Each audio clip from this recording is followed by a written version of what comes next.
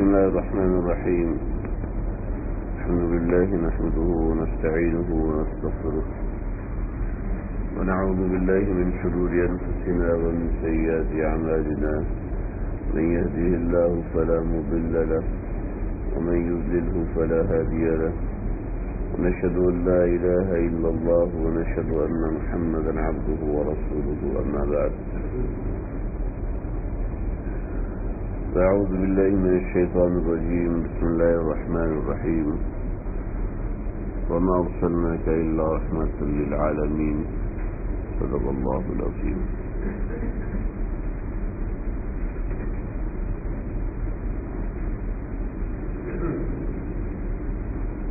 ہم تک دین پہنچانے والے ہمارے آقا صلی اللہ تعالی علیہ وسلم ہیں.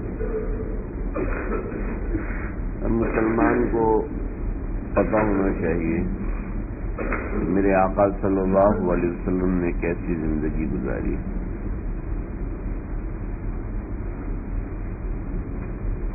محبت ایک ایسی چیز ہے جو انسان کو کسی بھی عمل پر مجبور کرتی ہے. جب اللہ کے نبی کی محبت زیادہ ہوگی تو انسان سنتوں پر بھی اس طریقے سے عمل کرے گا. جب اس محبت کا تاثر قائم نہیں ہوگا، اس محبت کا اثر جسم پر نہیں ہوگا، تو دوسری محبتیں لازمی غالب آ جائیں گی. ایک فطری بات ہے، طبعی بات ہے. جس کی محبت ہوتی ہے اس کا اثر انسان کی زندگی میں ضرور ہوتا ہے. اچھے خاصے نمازی لوگ ہوتے ہیں، شادی ہونے کے 2 ہفتے تک غائب رہتے ہیں.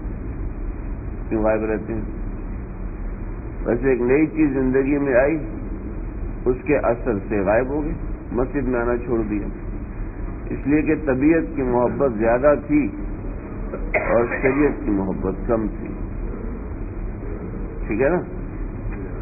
تھوڑا سا مصروف ہوا، کوئی نوکری لگی، تلاوت قرآن چھوڑ دی. اس لیے کہ قرآن کی محبت وہ نہیں تھی جتنی پیسے کی محبت تھی کہ اس کام سے پیسہ ملے گا، تلاوت کرنے سے کون سا پیسہ ملے گا. پیسوں کی محبت زیادہ تھی، مال کی محبت اور ضرورت زیادہ محسوس کی، اور قرآن کی محبت ویسی محسوس نہیں کی. ایک عربی کتاب میں ایک واقعہ لکھا ہوا ہے. ایک بزرگ تھے، اپنے درس کے اندر وہ فرمانے لگے، بڑی مضبوط بات ہے. دیکھو، اس سے پہلے ایک تمہید کے طور پر ایک بات آپ کو عرض کر دوں. ایک ضروری بات اس سے پہلے بتا دوں. بغیر عذر کے ٹیک لگا کے نہیں سننا چاہیے. بغیر عذر کے ٹیک لگا کے سننے کا مطلب یہ ہے کہ اس بات کی اہمیت نہیں ہے، اور دین اور شریعت کی کسی بات کو آپ اہمیت دیں گے وہ آپ کی زندگی کو بنا دے گی، اور بڑی سے بڑی بات کو آپ اہمیت نہیں دیں گے نا، وہ آپ کی زندگی کو بدل نہیں سکتی. اس پہ اتنے واقعات ہیں کہ کتابیں بھری ہوئی ہیں. ہمارے اکابرین مشائخ، امام مالک رحمۃ اللہ علیہ یہ درس حدیث دیا کرتے تھے.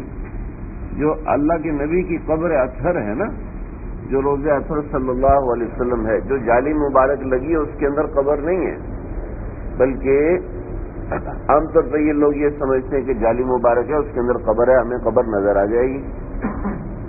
اور کچھ لوگوں نے فرضی قسم کی تصویریں بھی بنائی ہوئی. امام مالک رحمۃ اللہ علیہ کے دور میں قبر مبارک سامنے تھی. پھر قبر کے گرد 4 دیواری بنائی، جو حجرہ عائشہ رضی اللہ تعالی عنہا کے اندر قبر اطہر تھی، اس کے آگے پیچھے 4 دیواری بنائی، اس کا دروازہ بند کر دیا. جو 4 دیواری تھی، اس کی 2 دیواریں تو ہمارے آقا صلی اللہ علیہ وسلم نے اپنے ہاتھ سے بنائی ہیں، اور بقیہ 2 دیواریں گر گئی تھی تو عمر بن عبدالعزیز نے ان دیواروں کو قائم کیا اور دروازہ بند کر دیا. اس کے اوپر لکڑی کی چھت ڈال دی. پھر اس کے اوپر ایک گنبد بنا دیا سفید رنگ کا.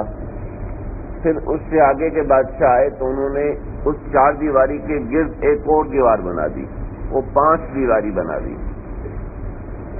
ان 5 دیواروں کے اوپر ایک سبز رنگ کا کپڑا چڑھا دیا، جیسے کعبۃ اللہ کے اوپر ایک کالے رنگ کا کپڑا ہے، تو ایسے اس 5 دیواری کے اوپر، جس کو مخمس دیوار کہتے ہیں، یعنی 5 کونوں والی دیوار، 2 کونے یہ، 2 کونے یہ اور 1 کونا یہ 5 مخمس دیوار بنا دی۔ اس دیوار کے اوپر ایک سبز رنگ کا کپڑا چڑھا دیا، اور 5 دیواری اس لیے بنائی کہ یہ کعبۃ اللہ سے مشابہ نہ ہو جائے، کہیں ایسا نہ ہو کہ لوگ اس کا بھی طواف کرنا شروع کر دیں جیسے کعبۃ اللہ کا طواف کرتے ہیں۔ اور پھر آگے بڑھتے گئے تو اگلے کچھ زمانے میں بڑا تفصیلی واقعہ ہے، نور الدین زنگی رحمۃ اللہ علیہ کے زمانے میں قبر اطہر کے اوپر اٹیک ہوا، یعنی حملہ ہوا، ایسا خفیہ حملہ ہوا کہ خواب کے ذریعے سے نور الدین زنگی رحمۃ اللہ علیہ کو بتایا گیا۔ تو نور الدین زنگی رحمۃ اللہ علیہ وہاں پہنچے، 2 لوگ بزرگ درویش کی شکل میں بن کے آئے ہوئے تھے۔ نور الدین زنگی رحمۃ اللہ علیہ نے تلاشی لی تو نیچے سے سرنگ جاری تھی، اور سیدنا عمر فاروق رضی اللہ عنہ کے 1 پاؤں تک پہنچ چکی تھی۔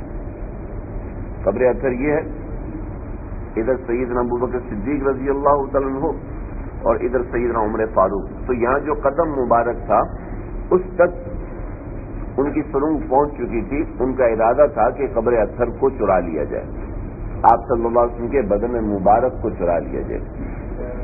یہ 528 ہجری کی بات ہے۔ تو نور الدین زنگی رحمۃ اللہ علیہ نے حجرے کے جو 5 کونے تھے، ان 5 کونوں کے گرد ایک دیوار کھدوائی، اور نیچے 4 کونے، 4 کونوں کے گرد دیوار کھدوائی، اور نیچے اتنی گئی کہ پانی نکل آیا، پھر اس میں شیشہ پگھلا کے ڈال دیا، اس کو اتنی چوڑی دیوار بنائی تاکہ کوئی اس کو توڑ نہ سکے۔ یہ تبدیلی آئی۔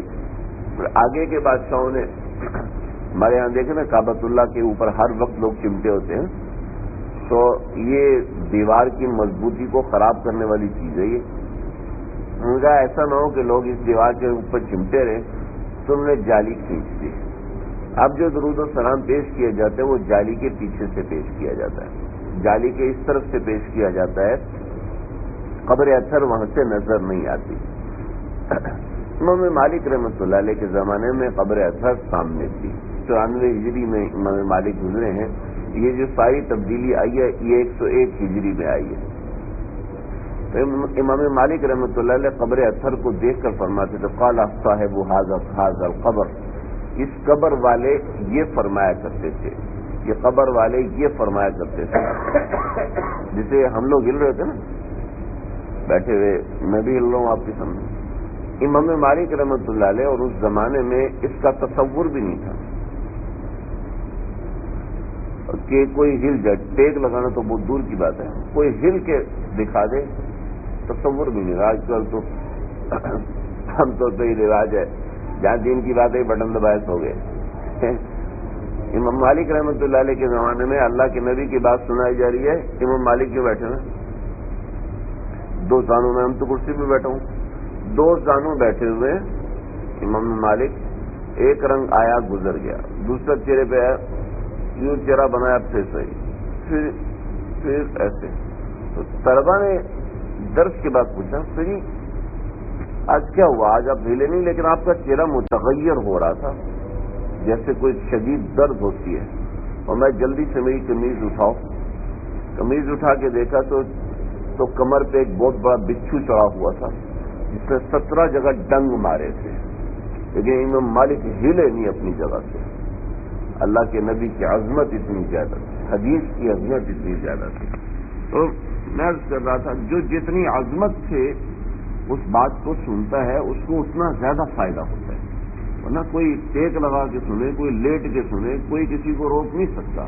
آپ لوگ اپنا وقت نکال کے بیٹھے ہیں، ظاہر بات ہے کوئی زبردستی نہیں کر سکتا، لیکن جتنی عظمت سے اس بات کو سنیں گے اتنا زیادہ نفع ہوگا، اور جتنی بے توقیع بے توجہی سے سنیں گے ظاہر بات ہے اس کا فائدہ نہیں ہوگا، البتہ بیٹھنے کا ضرور نفع ہوگا انشاءاللہ۔ میں کہہ رہا تھا کہ اللہ کے نبی کی محبت ہر مومن کے دل میں ہوتی ہے، لیکن بعض دفعے سو جاتی ہے. تو کچھ چیزیں ایسی ہوتی ہیں جو نظر نہیں آتی لیکن ہم اس کا یقین کرتے ہیں. بھئی ہوا ہے نا، بھئی ہوا ہے کہ نہیں ہے؟ اس وقت یہاں پر ہوا ہے، کوئی دکھا سکتا ہے؟ نہیں دکھا سکتا. ہاں جی، اچھا، کسی کے سر میں درد ہوگی، کسی کے پیٹ میں درد ہوگی، کوئی دکھا سکتا ہے؟ نہیں دکھا سکتا. کوئی سمجھدار ہے، کوئی نہ سمجھ ہے، کوئی اپنی سمجھداری دکھا سکتا ہے؟ اس دماغ کے اوپر 3-4 قسم کے 3 گوگے ہوتے ہیں سمجھدار آدمی کے، اور نہ سمجھ آدمی کے کا دماغ ہی غائب ہوتا ہے، بس سر نظر آ رہا ہوتا ہے. کوئی دکھا سکتا ہے؟ بہت سی چیزیں ایسی ہیں. بخار کوئی دکھا سکتا ہے؟ اس کو ناپنے کے آلات ہو چکے. کسی کو بلڈ پریشر زیادہ ہوتا ہے، کوئی دکھا نہیں سکتا لیکن اس کو ناپنے کے آلات آ چکے ہیں. کسی کو شوگر ہے، دکھا نہیں سکتا لیکن اس کو ناپنے کے آلات آ چکے ہیں نا جی. ایسی ہر آدمی کے دل میں محبت ہوتی ہے. دکھانا نہ دکھانا بات کی بات ہے، لیکن اس پہ یقین کیا جاتا ہے. ایسے اس بزرگ نے فرمایا کہ اللہ کے نبی کے قلب اطہر سے، اللہ کے نبی کے قلب اطہر سے دھاگے نکل رہے ہیں جو ہر امتی کے دل میں داخل ہو رہے ہیں، اور اسی دھاگے کی وجہ سے وہ مسلمان ہے. اگر وہ دھاگا نہ ہو تو کوئی شخص مسلمان رہ نہیں سکتا. ان کے دربار میں 3 شاگرد بیٹھے تھے، کچھ گستاخ قسم کے. کہنے لگے یہ کیسے ہو سکتا ہے؟ تو ناممکن ہے، ہمیں کوئی دھاگا نظر نہیں آتا. اور میاں آپ کہتے ہو تو میں دعا کروں تمہارا دھاگا کٹ جائے؟ ہاں کٹ جائے. ایسی مارتے ہی دور کی بات ہے. کتابوں میں لکھا ہے کہ شام کے وقت وہ تینوں مرتد ہو گئے. بتانے کا مقصد ہے ہم جو مسلمان ہیں تو اپنے آقا کے صدقے مسلمان ہیں. ہمارے نبی کی دعائیں ہیں جب ہم مسلمان ہیں. ہمارے نبی کی دعائیں ہیں جب ہم یہاں پر آئے ہیں. ہمارے آقا صلی اللہ علیہ وسلم کا فیضان ہے جب ہم یہاں پر آئے ہیں. کوئی اپنی طاقت سے نہیں آ سکتا، کوئی اپنی طاقت سے درود و سلام نہیں پڑھ سکتا، کوئی اپنی طاقت سے مسلمان نہیں رہ سکتا. اللہ کے نبی کا نور نسبت ہے، اس وجہ سے ہم مسلمان ہیں. اگر یہ نور نسبت چلا جائے تو مسلمان نہیں رہ سکتے. اس کی ایک دلیل بھی دیتا ہوں. کوئی مجھے کلمہ سنائے گا؟ ہاں جی، کون کلمہ سنائے جی؟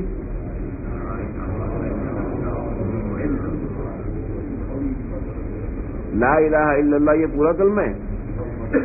نہیں، یہ پورا کلمہ نہیں ہے. لا الہ الا اللہ پورا کلمہ کیا ہے؟ محمد الرسول اللہ صلی اللہ علیہ وسلم. ہاں جی، کلمہ ملا کے بنتا ہے، سمجھ رہے ہیں؟ اور لا الہ الا اللہ محمد رسول اللہ جب تک پورا نہیں ہوگا نا اس وقت تک ایمان قابل نہیں ہو سکتا. حتی اکون احب الیہ من والدہ وولدہ والناس اجمعین. تم اس وقت تک مومن ہو نہیں سکتے جب تک مجھ سے سب سے زیادہ محبت نہ کرنے لگو. لیکن بعض معاملات ایسے ہوتے ہیں، دیکھو سونے کی کان ہے نا، اس میں سونا ہوتا ہے لیکن اوپر مٹی ہوتی ہے.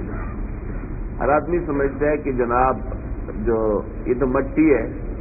میرے ایک استاد ہیں، ان کے اوپر بڑی خطرناک آدمی ہیروں کے تاجر ہیں. تو کراچی کے اندر یہ اور ان کے بھائی دونوں کام کرتے تھے. تو ان کے ایک آدمی نے فون کیا کہ جناب آپ ہیرے لے کے آ جائیں، سیمپل لے کے آ جائیں. باہر ملک سے کسی کا فون تھا کہ ہم سی وی یو پہ آپ سے ملاقات کریں گے، فلاں جگہ ہوٹل ہے، ہم نے روم بک کروا لیا ہے، وہاں ہم آپ سے ملاقات کریں گے اور وہاں آپ ہمیں چیک کرا دیجیے گا. آپ 12 سیمپل لے آئیں. اور ان کا ٹھیک ہے جی، بہت اچھا. 12 سیمپل لے کر گئے اور یہ تو ہوتی رہتی ہے، روبری ہوئی اور ان کو شہید کر دیا. شہید کر کے بھاگ گئے. ان کے پاس سے 12 ہیرے تھے جو سیمپل کے تھے اور وہ بھی لاکھوں کروڑوں کے تھے. لے کے بھاگ گئے. بھائی کی شہادت ہو گئی. میں بہت پریشان ہوا کہ سیمپل کے ہیرے چلے گئے, سیمپل کے تو اسپیشل چیزیں ہوتی ہیں. تو اب کیا کرتا, پھر ہم نے سیمپل اور چیزیں تلاش کرنے کے لیے گلگت میں پہاڑ کرائے پر لیا. کرائے پر ملتے ہیں, ہم 4 لوگوں نے مل کر پہاڑ کرائے پہ لیا 8 کروڑ کا. وہاں سے ہم نے, چونکہ ماہر آدمی ہے اس کو دیکھ کے پتہ چلتا ہے یہ پتھر کون سا ہے. ہمارے پاس رکھا رہے تو ہمیں پتہ ہی نہیں چلتا. وہ تو ماہر لوگ ہیں, ان کو سمجھ میں آ جائے, دیکھ کے بتا دیتے ہیں کون سا گولڈ ہے, کتنے کیرٹ کا ہے. یہ بھی ایک بتا دوں, بہت سے لوگوں نے اس کا جی مدینہ سے سونا لینا فرض ہے. کوئی فرض نہیں ہے, ایسی نہیں کہاں سے فرض نکالا. مدینے سے یا مکے سے کوئی چیز خریدنا فرض نہیں ہے. کوئی کھجور خریدنا, کوئی زمزم خریدنا کوئی فرض نہیں ہے. سمجھ رہے ہیں, کوئی لے کے جاتا ہے اچھی بات ہے, زمزم لے کے جائے, کھجور لے کے جائے اچھی بات ہے. کہ وہاں پہ لوگ ہوتے ہیں, وہ انتظار ہوتا ہے ان کو ہدیے کا. لیکن خاص طور پہ ایک بندے کے لیے ہمارے یہاں کیا ہوتے جناب 40-50 جائے نمازیں بک کرواتے ہیں کہ آنے کا خرچہ 2,75,000, جانے کا خرچہ 3 لاکھ. کیوں جی, اتنی جائے نمازیں لے کے جانی ہے, اتنی کھجور لے کے جانی ہے. اب اس کو کارگو اور شپنگ کے ذریعے سے بھیجتے ہیں اور ایک طوفان بدتمیزی کھڑا ہوتا ہے. ہمارے ساتھ پچھلی دفعہ کچھ لوگ تھے, انہوں نے تقریباً 40,000 ریال کا سامان بھیجا ہے. ہمارے سامنے بک کروا کے ہے 40,000 ریال. خوش ہو کیا جی, ہمارے خاندان میں روایت ہے جو حج کر گیا تھا وہ یہ سامان لے. بھائی کوئی فرض نہیں, کوئی واجب نہیں, کوئی سنت نہیں, مستحب بھی نہیں ہے. ہاں جو لوگ ہیں انتظار میں زمزم ملے گا, غریب بات ہے, ہم لوگ تو وہاں پہ زمزم کو ترسے ہوتے ہیں. اور ٹھیک ہے, اچھی بات ہے, لیکن نہ فرض ہے, نہ واجب ہے, نہ سنت موقع ہے, نہ مستحب ہے. کسی کی وسعت نہیں ہے تو کوئی ضرورت نہیں ہے. بس وہ جو مفت میں بوتل ملتی ہے لے کے چلا جائے, بس کافی ہے. کوئی فرض نہیں, کوئی واجب نہیں کہ ہم جناب یہی چیز خریدیں اور ہم یہ چیز لے کر جائیں. تو خیر انہوں نے مشترکہ طور پہ وہ کروایا جناب. وہ وہاں سے ڈائمنڈ وغیرہ نکالا اور ڈائمنڈ نکال کے جناب رات کو اسلام آباد میں رکے. صبح جو 3 لوگ تھے وہ سارے ہیرے لے کے غائب ہو گئے. دوسری مصیبت, 8 کروڑ کا قرضہ اکیلے آدمی کے اوپر. اب کیا کریں, گلگت کی پولیس ہے کراچی سے پکڑ کے لے گئی. اب گلگت کے اندر جناب پریشان, اور وہاں چونکہ عالم ہیں, مدرسے میں پڑھاتے ہیں, ساتھ تجارت بھی کرتے ہیں. جناب انہوں نے 8-9 مہینہ جیل میں تھے. اب 8 کروڑ روپیہ کون ادا کرے گا. بھائی بھی شہید ہو چکا, پیچھے پورا خاندان اکیلا. دکان والوں نے دکان خالی کرا دی, جس نے کرائے پر دی ہوئی تھی دکان خالی کرا دی. کب تک برداشت کرے گا. اب پریشان کیا کریں. وہاں آپ جو صدر کے علاقوں میں رہتے ہیں وہ جانتے ہیں کہ ایک دکان کا 1 مہینے کا رینٹ 1 کروڑ سے اوپر کا ہوتا ہے. وہ مال انہوں نے قبضہ کر لی جناب. اتنے مہینوں کا رینٹ آپ نے, 8 مہینے 9 مہینوں کا رینٹ آپ نے نہیں دیا. اتنا سامان تھا, کچھ سامان ادھار پہ, کچھ سامان نقد پہ, سب ختم, سب صفت خلاص ہو گیا. کہنے لگے کہ اللہ نے کیا کہ وہاں پر ایک جو تھا ڈاکو, وہ بدماش قسم کا آدمی تھا, ڈاکو نہیں تھا. اس نے دیکھا کہ مولوی صاحب بیٹھے رہتے ہیں اور جناب ہر وقت تلاوت کر رہے ہیں, ہر وقت تہجد پڑھ رہے ہیں, نماز پڑھ رہے ہیں, تلاوت کر رہے ہیں, لگے ہوئے ہیں. کہ فرصت مل گئی ہے اللہ سے مانگنے کی تو وہ جناب لگے ہوئے ہیں. اس نے کہا بھائی کیا مسئلہ ہے, تم اتنے نیک اور شریف آدمی, تم جیل میں کیوں؟ تو انہوں نے اپنا سارا قصہ سنایا. اس نے کہا کہ میں بھی جیل میں ہوں, لیکن میں اپنی حفاظت کے لیے جیل میں آیا ہوں. کہ مجھے باہر خطرہ ہے تو ظاہر بات ہے میں پھر جب خطرہ ہوتا ہے تو میں جیل میں آ جاتا ہوں, تو یہاں سب سے زیادہ محفوظ رہتا ہوں. تو کہنے لگا میں ان سب یہ سارے میرے جاننے والے میں بات کرتا ہوں. اس نے وہ پہاڑ والے تھے ان سے بات کی, تو 1 کروڑ 35 لاکھ اس سے اپنی جیب سے ادا کیے. ایسے لوگ ہوتے ہیں, اپنی جیب سے ادا کیا اور کہا جو مولوی صاحب آپ جائیں, میرے لیے دعا کرنا وغیرہ وغیرہ. جناب یہ باہر نکلے تو وہ اس کے سامنے, تھانے کے سامنے جو دریا ہے, دریا میں اترے. کہا ابھی نہا لوں, زمانہ ہو گیا نہائے ہوئے. جیل میں کہا نہانے دیتے, پاکستان کی جیلیں اور خاص طور پہ گلگت وغیرہ کے علاقے. کہنے لگا پھر نہا لیتا ہوں. نہائے کہنے لگا میں جس پتھر پر کھڑا تھا نا اس پتھر کے اوپر مجھے عجیب سا احساس ہوا. میں نے اس کو ہاتھ لگا کے دیکھا تو وہ پتھر یاقوت کا. تو بلہ دیتے ہیں نا تو ایسے پھاڑ کے دیتے ہیں. تب میں نے اس پتھر کو وہاں سے نکالا اور اس کو گھسیٹ کے لے گیا. ایک ٹیکسی والے سے بات کی. مجھے کہا جی مجھے تم اسلام آباد پہنچاؤ. کہ جی میں اسلام آباد پہنچنے کے 5,000 لوں گا. کہ جی آ جاؤ. اسلام آباد پہنچایا, وہاں سے اپنی گاڑی کروائی, اپنی گاڑی کے ذریعے سے کراچی آیا اور جناب اس کی کٹنگ کر کے اس کے ڈائمنڈ بنانا شروع کیے. کروڑوں کا مال فری میں اللہ نے دے دیا. جو سارا قرضہ تھا دکان کا, جو سارا مال ضبط کیا ہوا تھا, وہ سارا کا سارا واپس. اور ابھی 3 مہینے سعودیہ میں ہوتے ہیں, 3 مہینے پاکستان میں, پھر 3 مہینے سعودیہ میں, 3 مہینے پاکستان میں, ماں اہل و عیال. اللہ نے اتنا کھول کے دے دیا. تو پتہ نہیں یہ بات کہاں سے چل پڑی. دینے والے اللہ ہیں. مصیبت ڈالتے ہیں تو ایسی ڈالتے ہیں, اور جب دیتے ہیں تو بے چھپڑ پھاڑ کے دیتے ہیں. دینے کی ذات تو, دینے والی ذات تو اللہ کی ہے. میں بات کرتے کرتے دور نکل گیا کہ رزق جو ہے نا وہ کسی کی ڈگری کے ساتھ نہیں آتا. رزق کسی کے محنت کے اوپر موقوف نہیں ہے. رزق اللہ دیتے ہیں. اللہ رزاق ہے, اللہ تعالیٰ دینے والے ہیں. کسی بندے کے ہاتھ میں روزی نہیں ہوتی, اور اس کا فیضان ہوتا ہے نبی صلی اللہ علیہ وسلم کی محبت کی وجہ سے. ہم سمجھتے ہیں میرے پاس یہ ڈگری ہے تو مجھے یہ روزی ملے گی, میرے پاس یہ کام ہے تو مجھے اتنا ملے گا. یہ سب اسباب ہیں. اصل دینے والی ذات اللہ کی ہے, سمجھ رہے. اور اس کے پیچھے ہوتی ہے نبی صلی اللہ علیہ وسلم کی محبت. تو میرا کچھ ارادہ یہ بن رہا ہے کہ میں کچھ اللہ کے نبی کی زندگی کے بارے میں, کچھ آپ صلی اللہ علیہ وسلم کی نبوت کے بارے میں کچھ باتیں عرض کرتا چلوں. تو میں آج سے یہ کچھ چیزیں عرض کرنا چاہ رہا ہوں.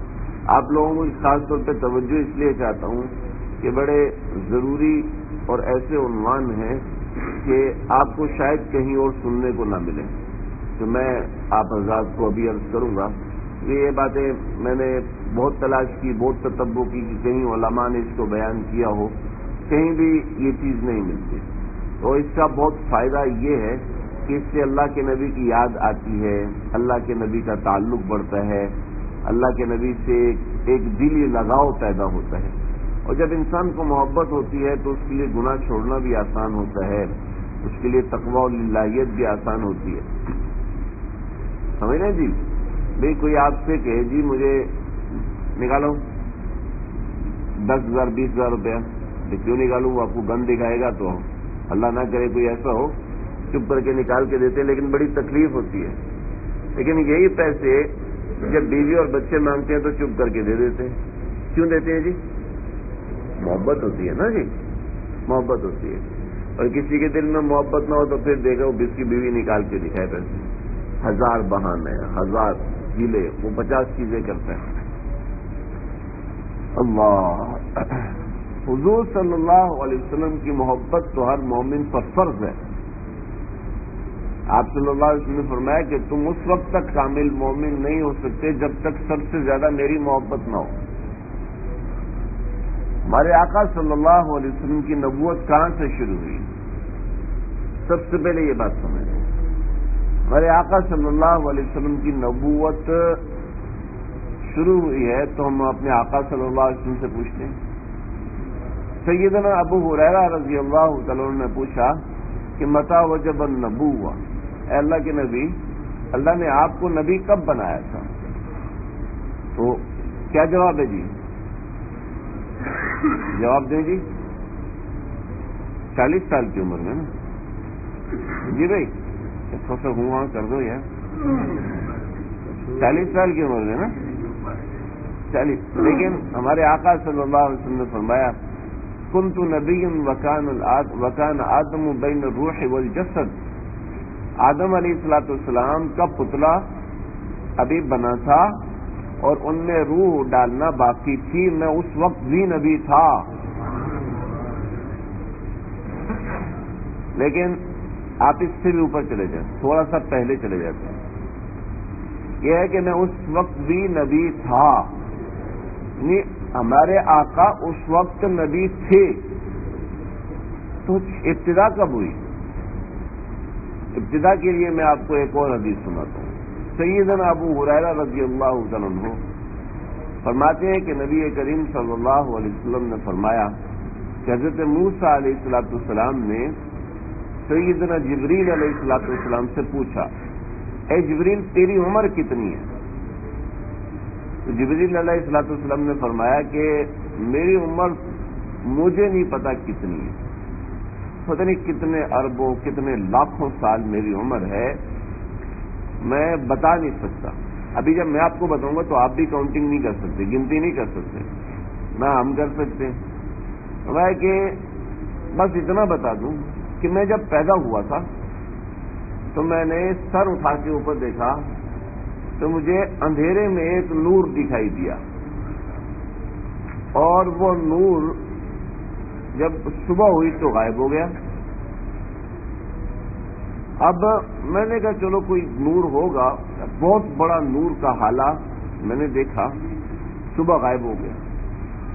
70,000 سال گزرے، 70,000 سال گزرنے کے بعد دوبارہ ایک صبح رات میں اٹھا تو میں نے دیکھا تو وہ نور مجھے چمکتا ہوا دکھائی دے رہا تھا.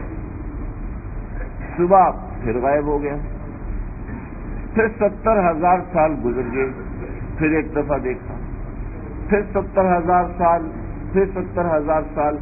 اس طرح میں نے اس نور کو 72,000 مرتبے دیکھا ہے. 70,000 سال کے بعد وہ نور نظر آتا اور اس نور کو 72,000 مرتبے دیکھا. تو حضور صلی اللہ علیہ وسلم نے ارشاد فرمایا کہ موسیٰ کو نہیں پتا کہ وہ نور کیا تھا، میں جانتا ہوں وہ نور کیا تھا. تو سیدنا ابو ہریرہ رضی اللہ عنہ نے پوچھا یا رسول اللہ وہ نور کیا تھا؟ آپ نے فرمایا کہ مجھے قسم ہے اس ذات کی جس کے قبضہ قدرت میں محمد صلی اللہ علیہ وسلم کی جان ہے کہ وہ نور میں تھا.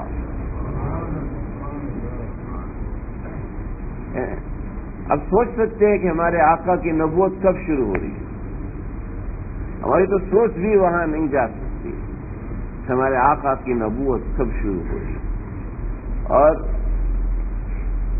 ایک بزرگ نے اس کو ایسے بیان فرمایا، مجھے یہ ملا نہیں ہے کہیں بھی، فرمایا کہ وہ ہمارے آقا صلی اللہ علیہ وسلم سجدہ کرتے تھے اور 70,000 سال تک سجدے میں رہتے تھے، اور 70,000 سال کے بعد جب اٹھتے تھے تو وہ آپ صلی اللہ علیہ وسلم کی پیشانی کا نور تھا جو جبریل علیہ السلام کو نظر آتا تھا.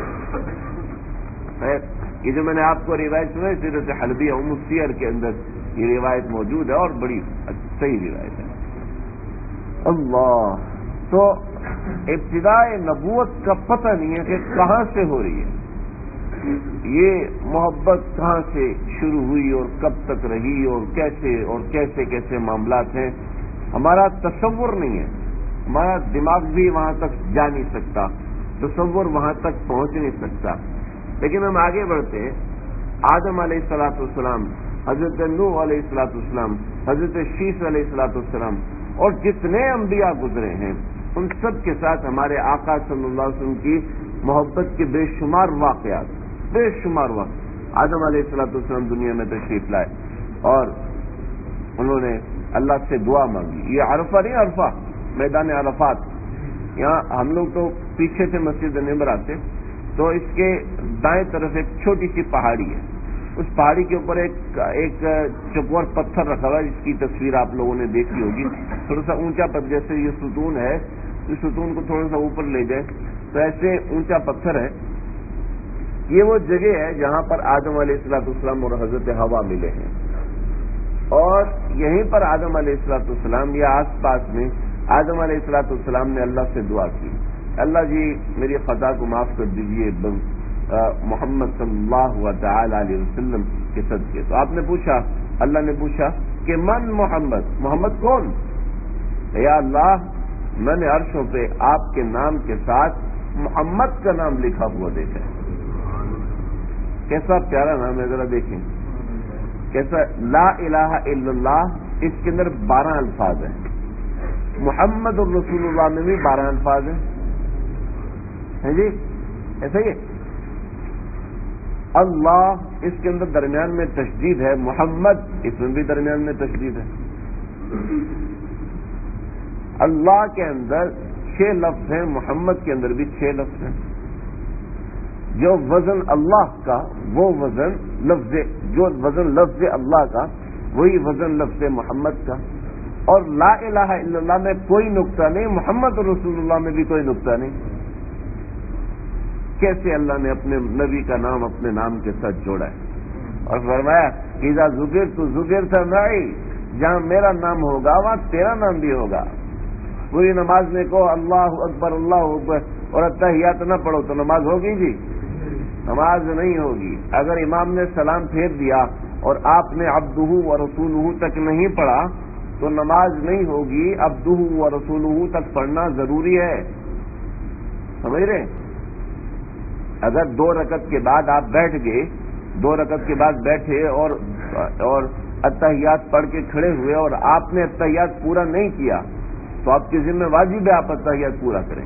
چاہے امام کو جلدی سے کھڑا ہو گیا لیکن آپ کو عبدہ و رسولہ یعنی التحیات للہ والصلوات والطیبات السلام علیک ایھا النبی ورحمۃ اللہ وبرکاتہ السلام علینا وعلی عباد اللہ الصالحین اشہد ان لا الہ الا اللہ واشہد ان محمدا عبدہ ورسولہ. یہ 6 مضمون ہیں. بہتر ہے کہ اس کو 6 سانسوں میں ادا کیا جائے. یہ 5 مضمون ہیں، ان کو بہتر ہے 5 سانسوں میں ادا کیا جائے. لیکن کوئی ایک سانس میں پڑھتا ہے تو کوئی مسئلہ نہیں. تو اللہ نے کہا جب تک السلام علیکم ایھا النبی ورحمۃ اللہ وبرکاتہ نہیں پڑھو گے میں تمہاری نماز بھی قبول نہیں کروں گا. کیوں جی؟ ہماری نماز میں بھی اللہ کے نبی پر سلام ہے، ہماری اذان میں بھی اللہ کے نبی کی شہادت ہے، ہمارے کلمے میں بھی اللہ کے نبی کا نام ہے. ہمارا کوئی عمل ایسا نہیں ہے جہاں پر اللہ کے نبی کا نام نہ ہو. کیوں جی؟ ایسا ہے نا. تو اللہ نے ہر جگہ اپنے نبی کا نام اپنے ساتھ جوڑ دیا. تو میں نے دیکھا کہ عرشوں پہ آپ کا نام لکھا ہوا ہے لا الہ الا اللہ محمد الرسول اللہ صلی اللہ تعالی علیہ وسلم. تو محمد کا نام آپ کے نام کے ساتھ جڑا ہوا ہے. حالانکہ آپ نے جو مجھے کلمہ دیا ہے اپنی امت کو دینے کے لیے وہ لا الہ الا اللہ آدم صفی اللہ دیا ہے. تو لیکن آپ نے عرشوں پہ جو لکھوایا ہے وہ یہ کلمہ لکھوایا ہے اور میں کہ ہاں آدم لولاہ لما خلقت الافلاک، کہ اگر میں اسے نہ بناتا تو میں زمین آسمان اور تجھے بھی نہ بناتا. ارے نبی کا اللہ سے تعلق تو نہ جانے کتنا پرانا ہے، ہم تصور نہیں کر سکتے. لیکن اگر ہم اس کو چھیڑے نا تو 4-5 دن اسی میں گزر جائیں گے. بہتر ہے کہ ہم اس جگہ سے شروع کریں جہاں ہم بیٹھے ہوئے ہیں. آج ہم یہاں سے شروع کرتے ہیں جہاں ہم بیٹھے ہوئے ہیں. یعنی اس مضمون تو آج کافی ہو گیا. اب لوگ بھی تھکے ہوئے ہوں گے، رات دیر سے سوتے ہیں. ماشاء اللہ اللہ تعالیٰ کو اللہ آپ کی محبت قبول فرمائے. حضور نبی کریم صلی اللہ علیہ وسلم اس زمین پر آئے. اس زمین پر آپ صلی اللہ علیہ وسلم مبعوث ہوئے. یہیں پر آپ صلی اللہ علیہ وسلم نے اپنا بچپن گزارا اور یہیں پر شاب کا زمانہ، نبوت کا زمانہ یعنی بڑی عمر کا زمانہ. بڑی عمر کہتے ہیں 40 سال کی عمر کو. 40 سال کی عمر میں جا کے انسان کی عقل بالغ ہو جاتی ہے. 40 سال سے پہلے آدمی جتنا بھی سمجھدار ہو اس کی عقل میں بلوغت نہیں ہوتی. انبیاء سے زیادہ کوئی سمجھدار ہو سکتا ہے جی؟ نہیں ہو سکتا. اللہ نے انبیاء کو بھی نبوت جو ہے وہ 40 سال کی عمر میں دی، سوائے حضرت عیسیٰ علیہ السلام تو ان کو نبوت 30 سال کی عمر میں ملی. باقی تمام انبیاء کو نبوت جو تھی وہ 40 سال کی عمر میں ملی. تو 40 سال کی میں شاب آ جاتا ہے، یعنی انسان کی عمر میں پختگی آ جاتی ہے، عقل میں پختگی آ جاتی ہے. تو اللہ کے نبی کی 40 سال کی عمر بھی یہیں پر گزری اور 53 سال کی عمر تک یعنی 53 برس ہمارے آقا اس وطن پاک مکہ میں رہے. 10 یا 11 برس مدینے میں رہے. تو اللہ کے نبی کی یادیں تو زیادہ یہاں وابستہ ہیں. لیکن زیارتیں مدینے میں ہوتی ہیں اس لیے کہ فتوحات وہاں پر ہوئی وغیرہ وغیرہ. تو اللہ کے نبی کے لیے اللہ نے اس زمین کا انتخاب فرمایا، لیکن اس کی ابتدا کیسے فرمائی ہے؟ میں آپ کو ایک دو موقع پر یہ واقعہ سنا چکا ہوں. مینا کی وادی میں بھی یہ واقعہ سنایا تھا، لیکن برکت کے لیے دوبارہ عرض کرتا ہوں. حضرت ابراہیم علیہ السلام کو حکم ہوا کہ آپ شام میں ہیں، آپ یہاں سے نکلیے اور آپ ایک وادی کی طرف جائیے جس کا نیویگیشن ہم آپ کو دیتے ہیں، جس کا رستہ ہم آپ کو سمجھاتے ہیں. اور سمجھاتے سمجھاتے سمجھاتے سمجھاتے جو حرم پاک ہے، یہ حرم پاک میں جہاں پر حتیم ہے نا، جہاں پر حجر اسود، حتیم نہیں، جہاں حجر اسود ہے اور جہاں کعبۃ اللہ کا دروازہ ہے، ایک طرف ہے نا جی، اس کے سامنے کا جو علاقہ یہ کھلا ہوا تھا کہ جہاں ابھی مکہ ٹاور ہے اور صفوہ ہے اور زمزم ہے، جو زمزم کی جگہ تو پہاڑ تھا، یہ علاقہ کھلا ہوا تھا، باقی چاروں طرف پہاڑ تھے. یہ صفا مروہ جو ہے، صفا پہاڑی ہے، اس کے پیچھے بھی پہاڑ تھا. ایسے صفا اور مروہ کے درمیان جگہ خالی تھی، جہاں یہ پیچھے پہاڑ ہیں، یہ سرنگیں کھدی ہوئی ہیں، یہاں پہ پہاڑ، صرف یہ میدان تھا، یہ علاقہ میدان تھا، اور اس کے علاوہ باقی سب جگہ پہاڑ تھے. جو صفا مروہ سے پیچھے تک کا علاقہ ہے اس کو کہتے ہیں معلّہ. صفا مروہ اور یہ دوسری طرف جو باب فتح اور عمرہ گیٹ ہے اس کی طرف کا علاقہ ہے معلّہ، اور جو باب فہد اور اس نیچے کا علاقہ یہ نیچے تھا اور یہ علاقہ اوپر تھا. اس کو مسفلہ کہتے ہیں، مسفلہ کہتے ہیں، سفل کہتے ہیں، اسفل السافلین، نیچے. تو سفل نچلا علاقہ اور معلّہ اعلیٰ اونچا علاقہ. تو یہ اونچا علاقہ تھا اور یہ نیچے علاقہ تھا. جب بارش ہوتی تھی تو پانی آتا تھا اور اس طرف سے ہو کے نکل جاتا تھا. یہ جہاں آج مکہ ٹاور ہے یہ نیچے کا علاقہ ہے. آپ دیکھتے ہیں نا، آپ کبھی اس طرف گئے ہوں، کبوتر چوک کی طرف گئے ہوں، مکہ ٹاور سے پیچھے کی طرف نکلے تو اترائی ہے، عام طور پہ اترائی ہے کہ وہ نچلا علاقہ، مکہ کا نچلا علاقہ ہے. کبھی آپ سڑک سے گزرے ہوں مکہ ٹاور کے پیچھے سے تو وہ سڑکیں نیچے ہیں، اور یہاں کی سڑکیں جو دوسری طرف کی سڑکیں یہ ابھی بھی اونچی ہیں، علاقہ ہی اونچا ہے. تو یہ معلّہ ہے اور یہ مسفلہ ہے. یہاں پر قبرستان ہے جنت المعلّہ، جہاں حضرت خدیجہ رضی اللہ تعالی عنہا مدفون ہے. تو حضرت ابراہیم علیہ السلام جہاں کعبۃ اللہ ہے یہاں پر حضرت حاجرہ کو چھوڑا اور خود یہاں پر خاموشی سے اس طرف نکلے جہاں آج باب السلام ہے، جہاں صفا مروہ ہے، اس طرف جانے لگے تو حضرت حاجرہ، حضرت اسماعیل چھوٹے سے گود کے بچے 2-4 مہینے کے، اور حضرت حاجرہ رضی اللہ تعالی عنہا اکیلی اس ویرانے میں پہاڑوں کے درمیان. اب کو سوچے گرمی کیسی ہوگی، اور یہاں پہ تو اے سی کے بغیر رہ نہیں سکتے، اور تھوڑی دیر رہے تو پسینے سے کیا حالت ہو جاتی ہے آپ جانتے ہی. اور کچھ دن جو مینا میں تھوڑا اے سی کم ہوا اور کولر کم ہوا تو پسینے سے سب کی کیا حالت تھی. وہ تو مینا کی وادی ہے، وہ تو پھر بھی کچھ ٹھنڈی ہے. یہ مکہ کے پہاڑ ہیں، ابھی تو پہاڑ بہت کٹ چکے، ان کی ہیٹ ہوتی ہے، اس کی وجہ سے پریشانی ہوتی ہے. حضرت حاجرہ اکیلی ہے. گرمی کا تو تصور ہی کیا، پانی بھی نہیں ہے، کھانے کے لیے کچھ بھی نہیں ہے، پہاڑ ہیں. اگر کوئی درخت وغیرہ ہو تو چلو کوئی پتے وتے کھا لیتے آدمی، پہاڑ ہے، پہاڑ کیا چاٹے گا آدمی. کھانے کے لیے بھی کچھ نہیں، پینے کے لیے بھی کچھ نہیں. آپ بڑے پریشان، اور حضرت ابراہیم کچھ بول ہی نہیں رہے. تو حضرت حاجرہ ساتھ چلی، بھیا ہمیں کہاں چھوڑ کے جا رہے ہو، میں کہاں چھوڑ کے جا رہے ہوں. حضرت ابراہیم خاموش. جب یہ یہاں پہنچے اور حضرت ابراہیم پہاڑ کے اوپر چڑھے تو پہاڑ کے اوپر حضرت حاجرہ پیچھے تو ان کے دل میں خیال آیا کہ آپ ہمیں یہاں اللہ کے حکم سے چھوڑ کے جا رہے ہیں. ایک روایت میں نے پڑھی ہے، مجھے اس کی تصدیق نہیں ہے، اس وقت حضرت حاجرہ کی عمر 22 سال تھی. سمجھ رہے ہو، کوئی بوڑھی اور ایسی معمر قسم کی خاتون نہیں تھی. حضرت حاجرہ سے حضرت ابراہیم کی دوسری شادی تھی، اس لیے کہ حضرت جو دوسری پہلی بیوی تھی ان سے تو کوئی اولاد اس وقت تک نہیں ہوئی تھی، تو اللہ کے حکم سے دوسری شادی کی تھی. تو یہ حضرت حاجرہ کی عمر چھوٹی تھی اس وقت. تو حضرت حاجرہ اکیلی تنے تنہا چھوٹا سا بچہ اور ایک عورت ہونے کے ناطے ظاہر بات ہے کمزور عورت ہوتی ہے، تو ہمیں اللہ کے حکم سے چھوڑ کے جا رہے ہو؟ کہا ہاں اللہ کے حکم سے چھوڑ کے جا رہا ہوں۔ کہا جب اللہ کے حکم سے چھوڑ کے جا رہے تو حسبنا اللہ، اللہ کافی ہے، ہمیں اللہ کافی ہے۔ یہ حضرت حاجرہ نے کہا جملہ کہ اللہ ہمیں کافی ہے، تو بس ان کے دل کو ایک سکون ہوا، وہ سکون ہوا۔ حضرت حاجرہ واپس آئیں، اپنی جگہ پہ بیٹھ گئی، 3-4 دن کے لیے گندم اناج اپنے پاس رکھا تھا، پانی کی ایک مشک اپنے پاس رکھی تھی، کہ جب اللہ ہے تو بس کافی ہے۔ جب رات کا وقت ہوا تو رات کے وقت تو جانور درندوں کا مزاج ہوتا ہے کہ وہ رات کے وقت چیختے ہیں، تو ایسے جانور چیخنا شروع ہوئے۔ تو اب اس چیخ پکار، ارے بس چل رہی ہو تو ہمارے فون پہ آواز نہیں جاتی، تو اس نے حاجرہ کی ان جانوروں کے اندر آواز کیسے گئی ہوگی، لیکن آواز لگائی، اے جانوروں تم کیا سمجھتے ہو کہ یہاں کون بیٹھا ہے؟ میں ابراہیم کی بیوی ہوں، اور یہاں اس جگہ کو آباد کرنے کے لیے اللہ کے حکم سے یہاں بیٹھی ہوں۔ بس یہ تھے یا کچھ اور کلمات تھے، سب اس میں تفصیل ہے۔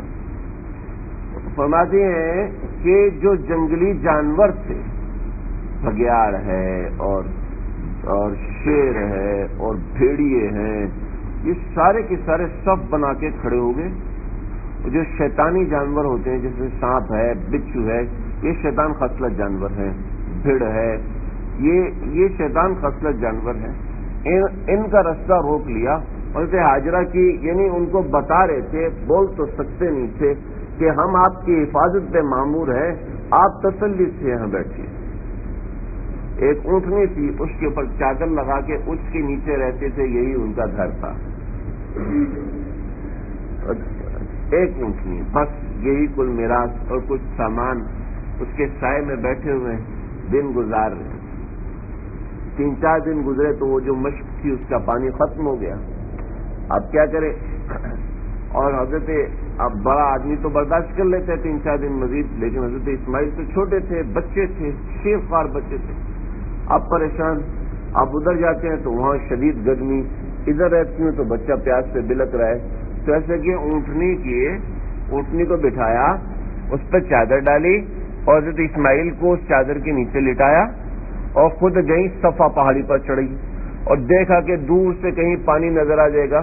بتا چکا ہوں پانی دیکھنے کا طریقہ کار یہ تھا کہ کہیں پرندے اتر رہے ہوتے تھے تو ان کو پتہ چل جاتا تھا کہ ہاں یہاں پر پانی ہے، تو صفا پہاڑی پہ چڑھ کے دیکھا تو کہیں بھی پانی نظر نہیں آیا، تو صفا پہاڑی نیچے ہے اور مروا پہاڑی اونچی ہے، تو پھر کہا کہ چلو مروا کی طرف جاتی ہوں۔ مروا کی طرف جانے لگی تو درمیان میں جو جگہ تھی وہ نشیبی تھی، نچلی جگہ تھی، تو وہاں سے دوڑ لگائی۔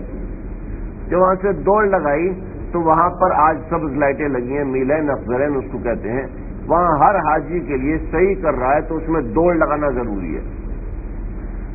حضرت حاجرہ سے پہلے صحیح نہیں تھی، اللہ نے تمام انبیاء، تمام اولیاء، تمام فقہا، کوئی بھی عمرہ کرنے آتا ہے، حج کرنے آتا ہے، اس کے ذمہ لازم کر دیا کہ تم نے اس جگہ پر بھاگنا ہے، اس لیے کہ میری بندی یہاں پر بھاگی تھی۔ اللہ نے اس یاد کو ایسا قائم رکھا۔ آج لوگ کہتے ہیں جناب اسلام میں عورتوں کے حقوق نہیں ہے اور اسلام میں ایسا نہیں اور ویسا نہیں ہے۔ ارے اللہ نے کعبۃ اللہ کو آباد ہی ایک عورت سے کروایا، کیوں جی؟ ایسا ہی ہے نا، ابراہیم علیہ السلام تو شام واپس چلے گئے تھے، 9 سال، 1 سال کے بعد آئے، اس کے بعد پھر 10-11 سال کے بعد آئے، علی الاختلاف، بعض روایتوں میں 9 ہے اور بعض روایتوں میں 15 ہے، تو 9 سے 15 سال کے درمیان حضرت ابراہیم واپس آئے ہیں۔ اس جگہ کو جو آباد کیا ایک عورت کے ذریعے سے کروایا، ایک عورت کو حیات بخشی۔ حضرت حاجرہ وہاں پہ گئی، مروا سے پانی نظر نہیں آیا، تو کہا چلو صفا سے کسی دوسرے رخ پہ دیکھ لیتی ہوں، پھر دوبارہ صفا پہ آئی، پھر مروا پہ، پھر صفا پہ، پھر مروا پہ، پھر صفا پہ، پھر مروا پہ، اور مروا پہ جا کے گر گئی، بس ہو گئی، اور کہنے لگی کہ بس اب میں بھی گئی اور میرا بچہ بھی گیا۔ ان کو کیا پتا تھا یہاں سے زمزم نکلنا ہے، ان کو کیا پتا تھا یہاں پہ کچھ ہونا ہے، لیکن وہ گئی اور کہنے لگے اب مجھ میں ہمت نہیں ہے چلنے کی. دیکھو کتنا بڑا فاصلہ ہے نا. اچھے خاصے صحت مند لوگ گھٹنے میں درد ہو جاتی ہے اس کو چلتے ہوئے, لیکن فاصلہ ہے. جیسے حاجرہ نے کہا بات میری زندگی بھی ختم, میرے بچے کی حلق جو ہے وہ کانٹے ہو رہا تھا, اور ظاہر بات ہے جب پانی نہ ملے کچھ دیر کے بعد, ہمیں تو پانی مل جاتا ہے نا, کچھ دیر کے بعد انسان کا جسم سن ہونا شروع ہو جاتا ہے اور پھر انسان آہستہ آہستہ تڑپ تڑپ کے ختم ہوتا ہے. اب میں بھی گئی اور بچہ بھی گیا, لیکن یہاں پر اپنے بچے کو حسرت کی نگاہ سے دیکھ رہی ہیں تو دیکھا کہ بچے کے پاس ایک آدمی آ کے کھڑا ہوا ہے. تو ماں ہوتی ہے, ایک نئی قوت آئی اور بھاگی. وہ حضرت جبریل علیہ السلام نازل ہوئے تھے.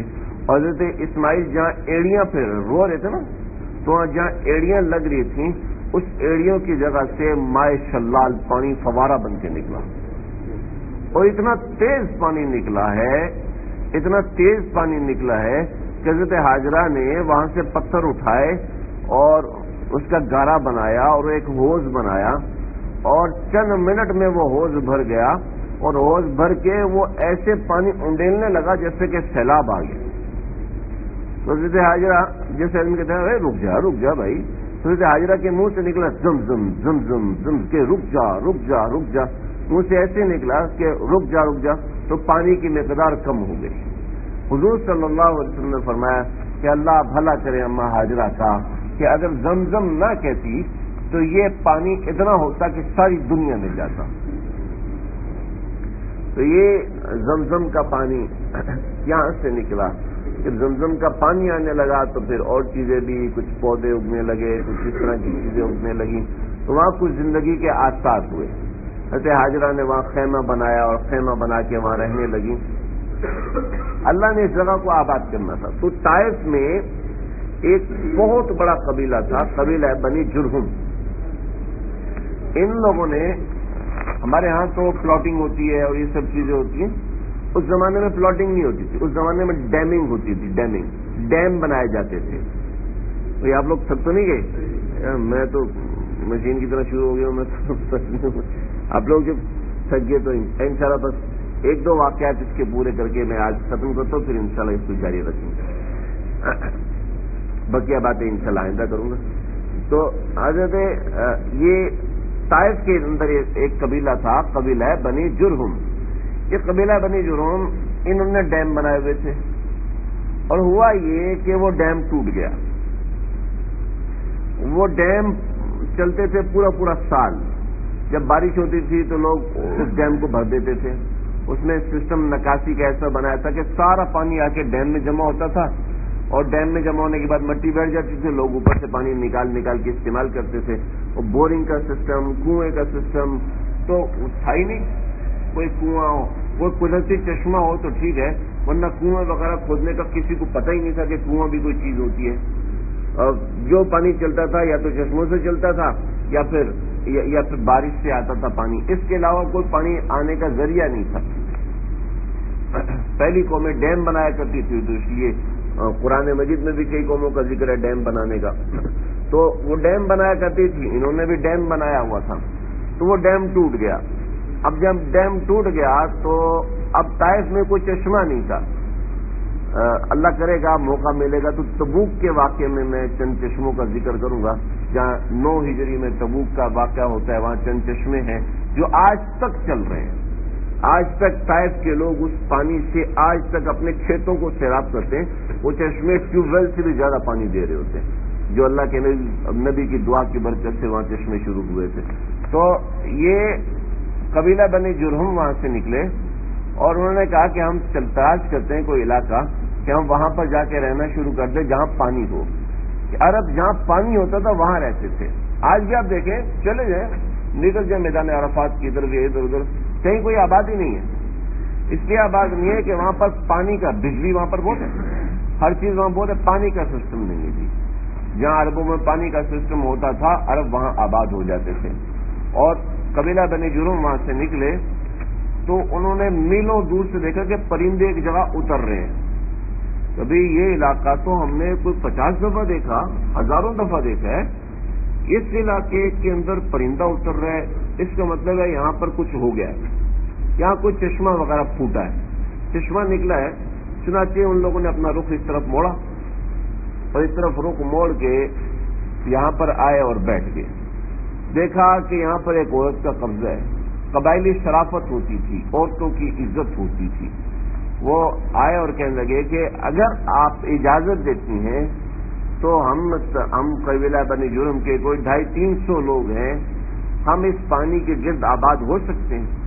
تو اما ہاجرہ بڑی سمجھدار جیرت تھی، بڑی سمجھدار عورت تھی. اما ہاجرہ نے فرمایا کہ جی آپ لوگ رک جائیں، لیکن مسئلہ یہ ہے کہ پانی کے اوپر ملکیت میری ہوگی. جو بھی پانی بھرے گا میری اجازت سے بھرے گا. میری اجازت کے بغیر کسی کو پانی لینے کی اجازت نہیں. جبھی آپ شریف عورت ہیں اور آپ نبی کی بیوی ہیں، ظاہری بات ہے آپ کے مزاج کی اب شرافت ہے، آپ کسی کو ناجائز منع نہیں کریں گی. لہذا یہ سارے حقوق کے ساتھ ہم یہاں پر رہنے کو تیار ہیں. چنانچہ قبیلہ بنی جرہم یہاں پر آباد ہوا. اب تھوڑی سی میں ایک ضروری بات بتانا چاہوں گا تاکہ بات آپ کو پتہ چلے، سمجھ میں آئے. جو عربی زبان ہے نا، عربی زبان، حضرت اعظم علیہ السلام تشریف لائے تو عبرانی زبان بولتے تھے. بعض انبیاء تشریف لائے وہ سریانی زبان بولتے تھے. ہر علاقے کے اندر نبی ان کی زبان بولنے والا آیا. حضرت ابراہیم علیہ السلام بھی عبرانی زبان بولتے تھے، اور زمزم بھی عبرانی زبان کا لفظ ہے. یہ زمزم وہ عربی زبان کا لفظ نہیں ہے، زمزم عبرانی زبان کا لفظ ہے. عبرانی زبان میں زم کو کہتے ہیں رکنا، ورنہ عربی کے اندر رکنے کے لیے اور لفظ ہیں اور الفاظ استعمال ہوتے ہیں. تو اب یہ مسئلہ تھا کہ جو ابتدا سے عرب آئے ہیں تو عربوں کی جو تاریخ ہے وہ 3 قسم کی ہے. ایک قومیں جو ہے وہ 2 قسم کی گزری ہیں. پہلے بائدہ اور عاربہ. بائدہ وہ قومیں جو کہ ختم ہو گئی، جیسے عاد، سمود، قوم فرعون. یہ بائدہ وہ قومیں جو ختم ہو چکی ہیں، جن کا کائنات سے وجود ہی ختم ہو گیا ہے. اگر قرآن اس کا ذکر نہ کرتا تو ہمیں پتہ ہی نہیں چلتا فرعون کون تھا. جی ہمیں کوئی پتہ نہیں چلتا.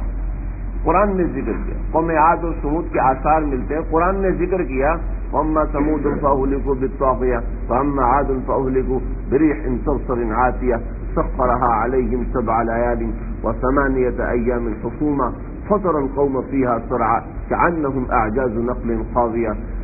یہ کہ ان کے اوپر 7 دن آندھی چلی، 7 دن اور 8 راتیں ان کے اوپر آندھی چلی، اور پھر ہم نے كأنهم أعجاز نخل خاوية، کہ جیسے ہم نے ایسے کر دی جیسے فصل نہیں، فصل کے اوپر ہوا چلتی ہے تو وہ کٹ جاتی ہے اور نیچے گری ہوتی ہے. تو كأنهم أعجاز نخل خاوية فهل ترى لهم من باقية وجاء فرعون ومن قبله والمؤتفكات بالخاطئة. اور اللہ نے ان قوموں کے ذکر کیے اور بڑے تفصیل سے ذکر کیے، بڑے تفصیل سے ذکر فرمائے. تو اس قوموں کا اگر اللہ ذکر نہ فرماتے تو یہ قومیں غائب، پتہ ہی نہیں چلتا. تو ان کو کہتے ہیں عاربہ، ان کو کہتے ہیں قوم بائدہ. اور وہ قومیں جو نسل در نسل چلتی آ رہی تھیں، جیسے آدم علیہ السلام کی نسل چلتی آ رہی تھی، تو ان کو کہتے ہیں عاربہ. یہ عربی لوگ تھے، یہ عربی لوگ تھے، لیکن ان سے کچھ لوگوں نے عربی سیکھی تھی، وہ تھے مستعربہ. تو جنہوں نے عربی سیکھی ہے وہ مستعربہ ہیں. سمجھ رہے ہیں؟ اصل عربی ہیں عاربہ، اور جنہوں نے عربی سیکھی وہ مستعربہ ہیں. حضرت اسماعیل علیہ السلام نے ان لوگوں سے عربی سیکھی تھی، تو یہ لوگ تھے عاربہ، حضرت اسماعیل تھے مستعربہ. یہ اس لیے بتا دیا تاکہ کم از کم کانوں میں آواز پڑی ہوئی ہو کہ یہ کوئی چیز ہے. ایسا نہ ہو کل کو آپ کو کوئی یہ چیز ہو جائے کہ یار یہ تو ہمیں پتہ ہی نہیں تھا، ہم نے تو ایسی اوٹ پٹانگ قسم کی باتیں سنی. تو یہ میں علمی باتیں اس لیے ذکر نہیں کرتا کہ عام طور پہ سمجھ میں آنا تھوڑا مشکل ہوتا ہے. حضرت اسماعیل علیہ السلام مستعربہ تھے، انہوں نے ان سے عربی سیکھی تھی. اور حضرت ابراہیم علیہ السلام کو حضرت آدم علیہ السلام نے کے اوپر 12 زبانوں میں صحیفے نازل ہوئے تھے، اور وہ کوئی کسی زبان میں کوئی کسی زبان میں. حضرت ابراہیم علیہ السلام کو وراثتاً جو اوپر سے صحیفہ ملا تھا وہ عربی زبان میں تھا، جو کہ ان کو سمجھ میں نہیں آتی تھی. اور وہ صحیفہ جب حضرت اسماعیل کے پاس آیا تو دیکھا کہ وہ عربی زبان میں تھا. کیونکہ وہ عربی سیکھ چکے تھے تو سمجھ گئے کہ اللہ کی طرف سے اشارہ ہے، کہ یہ اللہ کی طرف سے اشارہ ہے کہ میں نے اسی زمین پر آباد ہونا ہے۔ حضرت اسماعیل اسی جگہ پر آباد ہوئے، بڑے ہوئے، ان کی شادی ہوئی، تقریباً 150 برس تک، 250 برس تک یہ علاقہ ایسے آباد رہا۔ لیکن جب کوئی نعمت مل جاتی ہے نا، پھر عام طور پہ اس کی قدر خود سے نہیں ہوتی۔ جو مکے کے رہنے والے لوگ ہیں، جو ان علاقوں کے رہنے والے لوگ ہیں، دیکھا کہ کئی زمانے تک مکے آتے ہی نہیں ہیں، یہاں پر آئے ہوئے نا تو زیادہ سے زیادہ 2 دن گزارے گا، 3 دن گزارے گا، 4 دن گزارے گا، زیادہ ہو گیا ہفتہ گزارے گا، پھر دیکھا نہیں یار حرم جانا ہے، کیونکہ ایسا ہی ہوتا ہے نا، کوئی کتنا بھی تھکا ہو، بیمار ہو گیا، یار نہیں ایک دفعہ لے جاؤ۔ جو یہاں کے نہیں ہے نا، ان کو چیز موجود نہیں ہوتی تو قدر ہوتی ہے، اور جن کے پاس ہوتی ہے عام طور پر ناقدری ہو جاتی ہے۔ تو قبیلہ بنی جرہم کے لوگوں نے کیا کرنا شروع کر دیا، جو لوگ کعبۃ اللہ پر نذرانے چڑھاتے تھے اٹھا لیے، لوگ کعبۃ اللہ کے اوپر پیسے رکھے جاتے تھے اٹھا لیتے تھے، سونا چاندی رکھے جاتے تھے اٹھا لیتے تھے، لوگ کعبۃ اللہ کے اوپر نذرانے کہ اللہ کا گھر ہے، اور سارے لوگ حضرت ابراہیم کو ماننے والے تھے، ابھی تک لوگ اللہ کے نبی کے زمانے تک لوگ حضرت ابراہیم علیہ السلام کو مانتے تھے۔ تو قبیلہ بنی جرہم میں بہت سے نیک لوگ پیدا ہوئے، تو ایک شخص تھا مزاج بن عوف نے لوگوں کو بہت تبلیغ کی، لوگوں یہ اللہ کا گھر ہے، اس کا ادب کرو، اس کا احترام کرو، لیکن لوگ اپنے شادیانے اور لوگ اپنے ساری حرکتیں وہ یہاں آ کے کرتے تھے، یہ مرکز تھا تو یہاں آ کے کرتے تھے اور پانی استعمال کرتے تھے۔ تو مزاج، بعض کتابوں میں لکھا فزاز، لیکن لفظ ہے مزاج جو مصنف کتابوں میں ملا، مزاج میم ضاد الف ضاد، تو مزاج، یہ مزاج بن عوف یہ جو شخص تھا بڑا نیک شریف، حضرت اسماعیل علیہ السلام کے خاندان میں سے نہیں تھا، لیکن تھا بہت شریف اور نیک آدمی، اس نے بہت تبلیغ کی، لیکن لوگوں کو پرواہ نہیں تھی۔ تو اس نے کیا کیا، کعبۃ اللہ کا جو خزانہ تھا جو اس وقت بچا تھا، اس میں 2 سونے کے ہرن، 2 ہرن پورے کے پورے سونے کے بنے ہوئے تھے، کچھ تلواریں، کچھ نیزے، کچھ تیر، کچھ آلات حرب، یہ سارے کے سارے زمزم کے کنویں میں ڈالے اور زمزم کے کنویں کو بند کیا، پتھر ڈال کے اور سب چیزیں ڈال کے زمزم کے کنویں کو بند کر دیا، اور بند کر کے یہ مکے کو چھوڑ کے ہجرت کر کے چلا گیا۔ یہ زمزم بند ہوا، لوگ تو وہاں اس کی پرواہ نہیں کرتے تھے، اس لیے کہ اور بھی کنویں کھود لیے تھے۔ یہ حرم شریف کی حدود میں باب عبدالعزیز کے دائیں بائیں کچھ جگہ ہیں، یہاں پر کنویں کھودے ہوئے تھے، اللہ کے نبی کے زمانے تک کنویں کھودے ہوئے تھے، تو لیکن ان میں پانی بہت کم آتا تھا، لیکن آتا تھا برس، تو لوگوں کو زمزم کی اتنی پرواہ نہیں رہی تھی۔ تو جب کی نعمت زیادہ ہوتی ہے تو عام طور سے اس کی پرواہ نہیں ہوتی، تو وہ کنویں بند کیے اور مزاج وہاں سے چلا گیا۔ اب انہوں نے کہا کہ ٹھیک ہے آپ تلاش کرتے ہیں، کل پرسوں تلاش کرتے ہیں۔ تو قبیلہ بنو خزا، طائف کا ایک اور قبیلہ تھا جو قبیلہ بنی جرہم کے ساتھ آ کے رہ پڑا تھا، لیکن یہ بڑے سمجھدار اور زیرک لوگ تھے اور ان کی تعداد بھی ہزاروں میں تھی۔ قبیلہ بنی جرہم جو چند 100 لوگوں پر مشتمل تھا، بس ان کو یہ شرف تھا کہ حضرت اسماعیل علیہ السلام کی یہاں شادی ہوئی، حضرت اسماعیل علیہ السلام کی یہاں اولاد تھی۔ تو قبیلہ بنو خزا آیا اور قبیلہ بنو خزا نے آ کے قبیلہ بنی جرہم کی پٹائی کی اور ان کو مکہ مکرمہ سے نکال دیا، اور قبیلہ خزا والوں کو زمزم کا پتہ ہی نہیں تھا کہ زمزم کہاں ہے، اور وہ دوسرے کنووں پر گزارا کرنے لگے اور انہوں نے کعبۃ اللہ کی متولی اور حفاظت کرنا شروع کر دی۔ تقریباً اس کو 150 سال گزرے تو قبیلہ بنو خزا کے اندر ایک شخص پیدا ہوا، عمر بن نفیل۔ کون جی؟ عمر بن نفیل، ہم جس کو پڑھتے ہیں عمرو پڑھتے ہیں، عین میم را واو عمرو، تو اصل میں ہوتا ہے عمرو نہیں ہوتا، اصل میں عمر ہوتا ہے، واو آگے، عمر کے آگے واو لگا دیں تو اس کا مطلب ہے کہ عین کے اوپر پیش نہیں ہے، عین کے اوپر زبر ہے، اس کو کہتے ہیں عمر کہتے ہیں۔ ہم بچپن میں کہانی پڑتے تو عمر عیار، تو عمر عیار نہیں ہوتا، عمر عیار. یہ اس کہانی کی بھی عجیب سی تعریف ہے. تو یہ عمر نہیں ہوتا، عمر ہوتا ہے. عمر عین کے اوپر زبر ہوتا ہے. واؤ بتا دیتا ہے کہ عین کے اوپر زبر ہے، اگر واؤ نہیں لگا تو وہ عمر ہوتا ہے، لفظ عمر. تو عمر بن نفیل، یہ عمر بن نفیل یہ قبیلہ بنی جرم کا وہ سردار بنا کہ قبیلہ بنی خزاعہ اس کی کوئی بات نہیں ٹالتے تھے، کوئی بات نہیں ٹالتے تھے. چنانچہ یہ شام کے علاقے میں گیا، اس نے دیکھا کہ وہاں لوگ بتوں کی پرستش کرتے ہیں. تو یہ وہ پہلا شخص ہے کہ جو شام سے بت لے کر آیا. اس نے بتوں کو کعبۃ اللہ میں رکھنا شروع کیا، اور عربی لوگ اس کی بات مانتے تھے. بت پرستی یہاں سے شروع ہوئی. اس کی الگ تاریخ میں انشاءاللہ اس کو کل عرض کروں گا. پھر یہودیت کیسے آئی، پھر عیسائیت کعبۃ اللہ میں کیسے آئی، اور حرم پاک کے اندر دیگر مذہب. اس سے پہلے صرف حضرت ابراہیم علیہ الصلوۃ والسلام کا مذہب تھا، صرف دین شریعت تھا، دین توحید تھا. بت پرستی یہاں سے شروع ہوئی، پھر عیسائیت شروع ہوئی، پھر یہودیت شروع ہوئی. اور یہ چند چیزیں، یہ 3 قسم کے مذاہب یہاں پر آنا شروع ہو گئے حرم پاک کے اندر. اور پھر یہ آپ صلی اللہ علیہ وسلم کی آمد کی تیاریاں تھیں کہ کس طریقے سے ہمارے آقا صلی اللہ علیہ وسلم کا استقبال ہوگا، اور کس طرح آپ جو جہالت اور ضلالت ہے اس کو ختم فرمائیں گے. تو اس کی کچھ ابتدا عمر بن نفیل کے اس عمل سے ہوئی کہ عمر بن نفیل بت لے کر آیا.